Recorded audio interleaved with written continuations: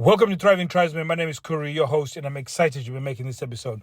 So today has been a very busy day. Spoke to 5 different clients, and as I was speaking to them, we were going through similar issues because they're within the reignited men, and they're within sort of the second to third stage. So they're beginning to see these other similar issues, and the similar issue was this: the fact that their partners will get into this negative state of mind, and it's an emotional state of mind that is very difficult to get them out of. So sometimes it's got an impact on the relationship, and sometimes some of them have got different elastic points. What that means is that when they get into this sort of negative frame of mind, some of them have no ability to snap back to a point where they're feeling happy and okay with themselves. So some people have got the variance degree, and when that happens, it means that you're losing time together as in a relationship. So she's in this negative frame of mind. So generally, when your partner starts sharing all these issues that have happened within you, you're trying to force that snap back within that relationship. And generally, when you try and force it, it's you just trying to help. And when you do try and help, all of a sudden, what was a bad day for her turns out being to you being this guy who's not a very good husband or very good partner, and that you're terrible. And you're thinking, I was trying to help, but all of a sudden, I'm the bad guy. How is that I become the bad guy when I was trying to help in this situation? So I'm going to try and explain to you what's really happening, and then hopefully by learning this, it gives you a better frame of mind when you get into these situations. So I'll start off with the story, because I think if I can, I'm going to exaggerate in these stories for effect, so it should sound ridiculous, but at least it gives you an opportunity to understand what's going on in a mind, and then you can to see your perspective, and then hopefully we'll bring it home from there. So imagine if your wife, for example, she uses her Uber to go to work, for example, and then for whatever reason, she decided to walk to work. As she was walking to work, it started raining. And as it started raining, and she's getting further away from the house, there was a puddle, and then somebody drove through the puddle, and she water splashed all over everywhere. She's completely wet. So it continues to rain. She persists. She goes to work, and while she's going to work, she falls into a puddle.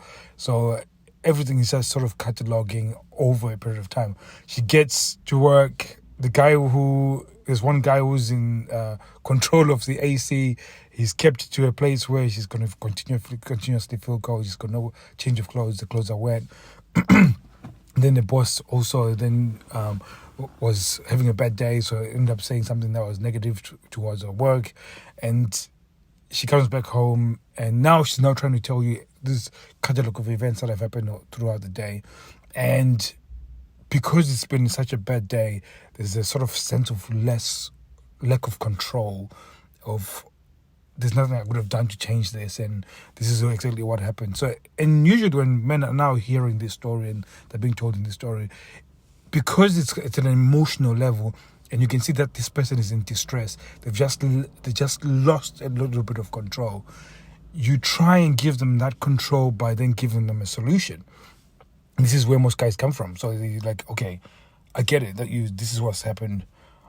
I can see that if you had, when it started raining, if you'd gone back home and called an Uber, that would have changed everything. Or if the moment you got wet, you would have come back home and get changed, and then you would have ordered an Uber and still got to work on time, and you would have prevented the rest of the day. So those would be normal solutions that you would probably suggest. But when she hears that, what generally happens in her mind, she's probably now thinking, well, you haven't listened to what I've just said.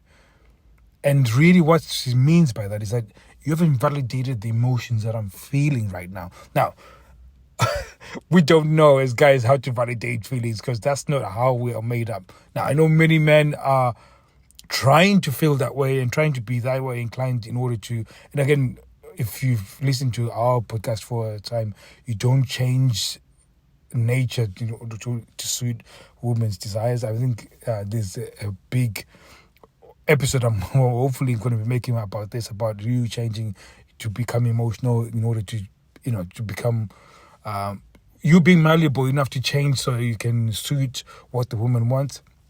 In this case, in this point of view, you're not supposed to change, so you become emotional. What you're supposed to do is just remain in control. And now, in terms of solution-wise, there's other things that we can talk about if you come to the Facebook group. And the Facebook group is Thriving Tribesmen Facebook group. But anyways, continuing on. So most guys would definitely go into this sort of, I need to give you a logical solution for this emotional problem that you're going through. And what this does is then creates this conflict, because now she's like, you coming from this logical perspective, you think it's so simple, and then she will find fault in you. So she will then try and shame you, and she will try and belittle you. She'll try and use anything to get you to get an emotional response. Now, usually emotional response is guilt, shame, and somewhere in between angry and annoyed. If she can get you feeling those things, then she will feel a sense of control, because what her lack of control has been exerted by dominating you, and by her dominating you, then she feels a sense of control, because now she's dropped your state. You were happy, you were okay, you had a good day.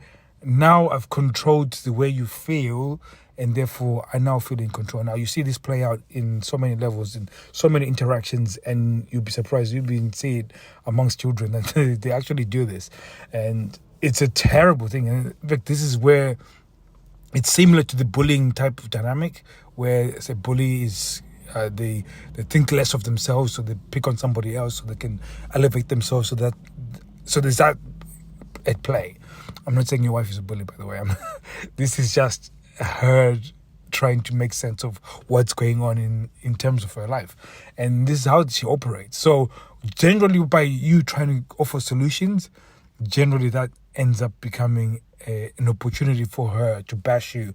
And the moment you emotionally react to that sort of attack, then all of a sudden she regains control. And again, usually when I say regain control, she has a little bit sense of control. Obviously, you've now created friction within the relationship, so it now just depends on who's got the better elastic band to snap back into a place where you're in a good place.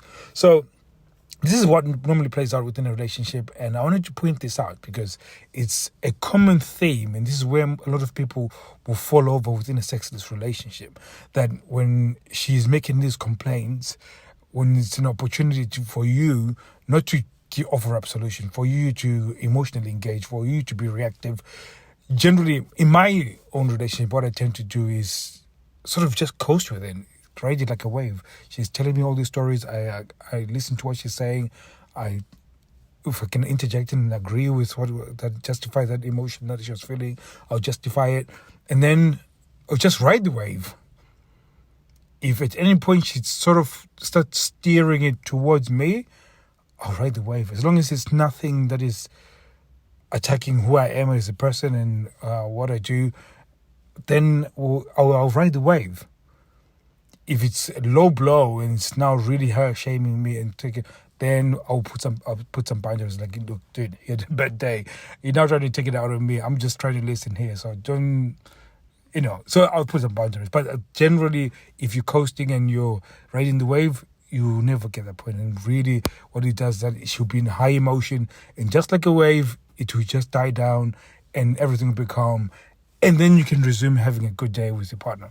So it's a very, very important piece that I wanted to teach, and hopefully it's been impactful as it was for the guys that have paid to listen to some of this information. And I give this information because it's the accountability that then gets the value. So these guys that I'm speaking to, I could give them specific tactics that are tailor-made for the actual relationship.